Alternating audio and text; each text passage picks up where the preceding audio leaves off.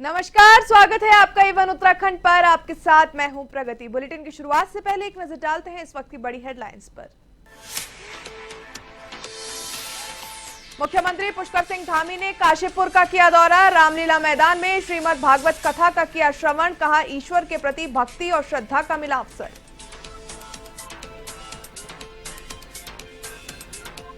लोहाघाट में आग से धधका जंगल। वन कर्मियों ने आग पर पाया काबू। वन संपदा को पहुंचा काफी नुकसान।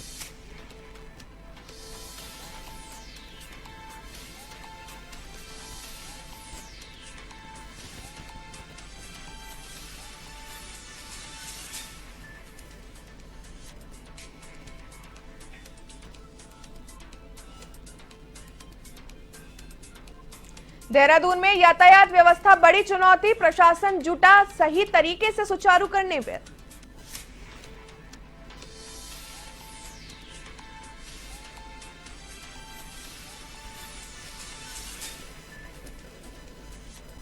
आग से धधका जंगल। वन कर्मियों ने आग पर पाया काबू। जंगल में मची त्राही त्राही।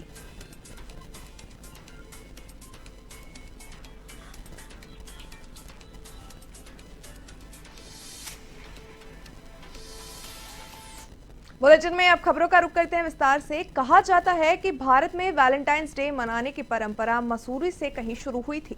इतिहासकार गोपाल भारद्वाज ने बताया कि मसूरी में 14 फरवरी 1847 को इंग्लैंड में जन्मे मोगर मांक ने अपनी बहन मार्गरेट मांक को एक पत्र लिखा, जिसमें उन्होंने अपनी भावनाओं का इजहार किया। इस पत्र को मोंगार मांक ने लिखा था कि मैं उन्हें यानी एलिजाबेथ लुईन से प्यार हो गया है और वे उसके साथ खुश है। ये पत्र मसूरी मर्चेंट द इंडियन लेंटेंट बुक में शामिल किया गया है, जो इस बात का प्रमाण है कि भारत में वैलेंटाइंस डे की शुरुआत मसूरी से हुई थी।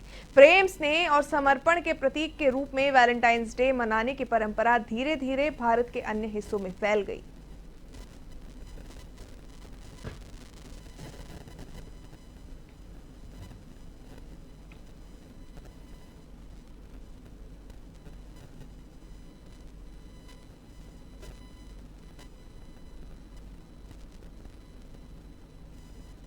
तुम्हारे लिए वो भी कर रखा है, ये देखो।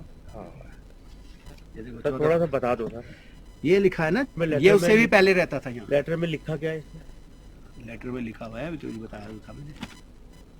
मुख्यमंत्री पुष्कर सिंह धामी ने काशीपुर में आयोजित श्रीमद् भागवत कथा में भाग लिया। दिव्य ज्योति जागृति संस्थान के माध्यम से भागवत कथा रामनगर रोड स्थित श्री रामलीला मैदान में चल रही है। मुख्यमंत्री पुष्कर सिंह धामी का काशीपुर पहुंचने पर पार्टी कार्यकर्ताओं और स्थानीय लोगों ने जोरदार स्वागत किया। तो वहीं कथा व्यास साध्वी कालिंदी भारती के द्वारा श्रीमद् भागवत कथा का आयोजन किया गया। इस दौरान कथा प्रांगण में मुख्यमंत्री पुष्कर सिंह धामी ने भागवत कथा का श्रवण किया। धामी ने कहा कि आप सबके सानिध्य में ईश्वर के प्रति अपनी भक्ति और श्रद्धा प्रकट करने का अवसर प्राप्त हुआ।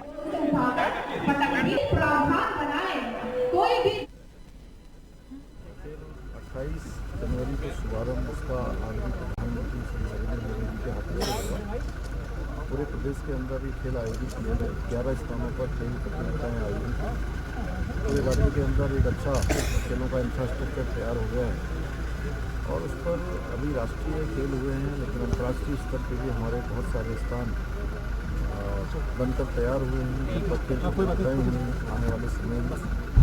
ये सभी स्थान हमारे खिलाड़ियों के लिए, हमारे बच्चों के लिए, नवोदित छात्र छात्राओं के लिए, युवाओं के लिए बहुत उपयोग में आने वाले हैं और उनसे उनकी खेल प्रतिभाओं का विकास होगा।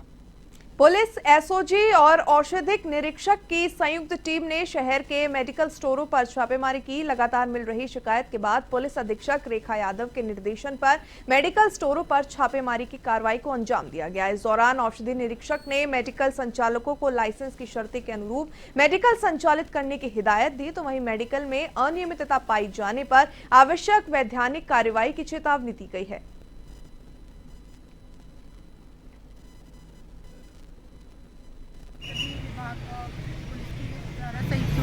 धारचूला क्षेत्र में मेडिकल स्टोर है, उनका निरीक्षण किया गया। निरीक्षण के दौरान कंडीशन ऑफ लाइसेंस के तहत कुछ मेडिकल स्टोरों को सीसीटीवी कैमरा इंस्टॉल करने और बिल प्रस्तुत करने हेतु मौके पर नोटिस दिया गया है। 5 दिन का समय है। बीते दिन हुई कैबिनेट की बैठक में राज्य सड़क सुरक्षा नीति को स्वीकृति दी गई है, जिसका उद्देश्य सड़क दुर्घटनाओं में कमी लाना है। तो आपको बता दें, संस्कृति राज्य मंत्री मधु भट्ट ने कहा कि निश्चित तौर पर सड़क दुर्घटनाओं को रोकना सरकार का लक्ष्य बन चुका है और इसी को देखते हुए इस नीति को लाया गया है। साथ ही उन्होंने बताया कि इस नीति के तहत सड़क दुर्घटना में आवश्यक कमी लाई जाएगी।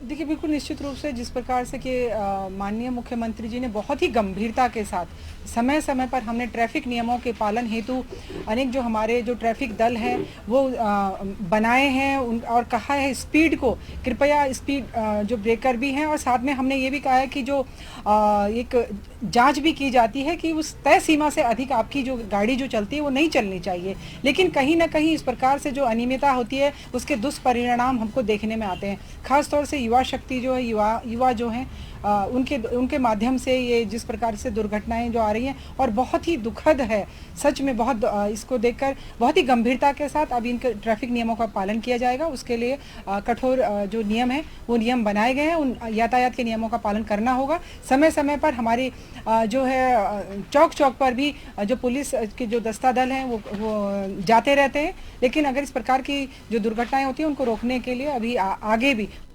हरिद्वार जिले के गुरुकुल नारसन में शुरू हुई यूकेडी की संस्कृति बचाओ यात्रा मुख्यालय पौड़ी पहुंच चुकी है, जहां नुक्कड़ सभा का आयोजन किया गया। सभा में यूसीसी में लिव इन रिलेशनशिप के रजिस्ट्रेशन पर विरोध दर्ज किया गया। तो वहीं यात्रा के संयोजक राजेंद्र सिंह बिष्ट ने कहा कि उन्होंने कहा है कि जिस प्रकार से यूसीसी में लिव इन रिलेशनशिप को वैध करार दिए जाने का प्रावधान दिया गया है, ये सनातन परंपराओं के खिलाफ है। साथ ही इससे पारंपरिक परंपराएं भी समाप्त हो जाएंगी। राजेंद्र सिंह बिष्ट संयोजक संस्कृति बचाओ यात्रा, देव चंद्र उत्तराखंडी यूकेडी नेता, पान सिंह रावत यूकेडी नेता समेत सब लोग मौजूद रहे। पहला राज्य हमारा है जहां पर यूसीसी लागू किया गया। अगर ये यूसीसी वास्तव में आम जनमानस के हित के लिए है तो ये कानून में अपने हमारे माननीय मोदी जी गुजरात से शुरुआत करते इसकी या अन्य राज्यों से करते। एक तरफ जनता जहां मूल निवास वो कानून ये भौगोलिक आधार पर परिसीमन की बात करती है आई है, लेकिन दूसरी तरफ धामी सरकार यहाँ पर यहाँ के लोगों को ऐसे समय पर ये कानून थोपने का प्रयास करा जबकि राष्ट्रीय खेल यहाँ पर थे। और इसके साथ साथ इससे पहले हमारे दल के वरिष्ठ नेता दिवंगत माननीय त्रिवेंद्र पवार जी के द्वारा भी 48 घंटे का उपवास देहरादून में किया गया। तब ये इन्होंने इसकी डेट भी तय कर दी थी। उत्तराखंड एक शांति प्रिय देश है, देवभूमि है। यहाँ की जनता मासूम है, शांति प्रिय है। और आज उन्होंने इनको बरकरार करके 5 किलो आटा, भाई साहब का कहना है 5 किलो आटा चावल देके वो प्लास्टिक के चावल है। जनता का शोषण कर रही है। जनता बुद्धू बना रही है, जनता का बेवकूफ बना रही है लॉलीपॉप के देके कारण उन्होंने अपाहिज कर दिया। मसूरी में कैबिनेट मंत्री गणेश जोशी और नगर पालिका अध्यक्ष मीरा सकलानी से मसूरी कैमल बैंक रोड पर चल रहे सीवेज परियोजना के काम का जायजा लिया। उन्होंने इसके तहत किए जा रहे कार्यों का निरीक्षण किया। इस मौके पर उन्होंने जल निगम के अधिकारियों और ठेकेदार को 1 सप्ताह के भीतर कैमल बैंक रोड में सीवेज लाइन डालने का कार्य को पूरा करने और कार्य में गुणवत्ता से कोई समझौता न करने के निर्देश दिए। नगर पालिका अध्यक्ष मीरा सकलानी ने कहा कि मसूरी की सभी क्षतिग्रस्त सड़कों को विभिन्न विभागों के सहयोग से ठीक कराया जाएगा। साथ ही उन्होंने बताया कि निर्माण कार्य में गुणवत्ता से किसी भी प्रकार का समझौता नहीं होगा। एक रोड पे जो सीवर लाइन का जो मुद्दा था उसमें पूरी सड़क खोदी गई है, क्योंकि बीच में विंटर कार्निवल की वजह से वो काम रोक दिया गया था। लेकिन आज माननीय मंत्री जी के ने भी निर्देश दे दिए विभागों को, और मुझे लगता है कि 8-9 दिन के अंदर अंदर वो काम वहाँ पे कंप्लीट किया जाएगा। आज माननीय मंत्री जी ने सभी विभागों को वहाँ पे बुलाया था, PWD भी था। जो मसूरी सीवर योजना के लिए हमने 7 किलोमीटर सीवर लाइन स्वीकृत कराई थी, वो आखिरी चरण पर है। कैमल रोड का एक 100 मीटर का पैच छूट गया था, इस पर काम चल रहा था, लेकिन विंटर लाइन कार्निवल व न्यू ईयर के कारण वो रुक गया। और दूसरा मुझे ऐसा है कि मौके पर आके मैंने देखा हार्ड वर्क होने के कारण जिस रफ्तार से काम होना चाहिए था नहीं हो पाया, और जिसकी वजह से आवागमन में यहाँ के स्थानीय नागरिकों को और आने वाले टूरिस्ट को दिक्कत हो रही है। आज मौके पर आकर मैंने उसका निरीक्षण किया है। मुझे आश्वस्त किया गया है कि 1 हफ्ते के अंदर ये काम पूरा हो जाएगा और शीघ्र ही इस सड़क का हम निर्माण करके, क्योंकि माल रोड और कैमल बैक रोड यहाँ की मुख्य सड़कों में एक है, यहाँ की जनता को हम डालते हैं। कई और सड़कें भी हैं, कई और देखिए, हम इसका पूरी मसूरी की सड़कों का एक मास्टर। उत्तराखंड की राजधानी देहरादून में यातायात लगातार बढ़ता जा रहा है, जिसको लेकर जिला प्रशासन के सामने कई चुनौतियां खड़ी हो चुकी है। इसी के मद्देनजर जिला अधिकारी देहरादून सविन बंसल ने ट्रैफिक व्यवस्था सुधारने की कवायद शुरू कर दी है। इसके लिए नए प्लान बनाए जा रहे हैं, तो वहीं कई चौक चौराहों का चौड़ीकरण का काम किया जा रहा है। साथ ही कई स्थानों पर सड़कों में बदलाव किए जा रहे हैं। इतना ही नहीं, जहां जहां पार्किंग व्यवस्थाएं बंद पड़ी है उनको भी खोल दिया जाएगा और कुछ फ्लाईओवर को टू वे भी किया जाएगा, ताकि यातायात व्यवस्था पूरी तरीके से दुरुस्त हो सके।